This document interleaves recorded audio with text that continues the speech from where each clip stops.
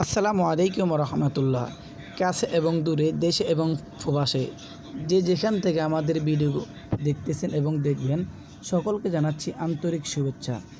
আমরা আজকে আপনাদের জন্য নিয়ে আসলাম অসম্ভব সুন্দর 3D ডাইনিং সেট, যা আমাদের প্রতিটি ডাইনিং সেট আপনার ঘরের সৌন্দর্য বৃদ্ধি করার জন্য সহায়ক।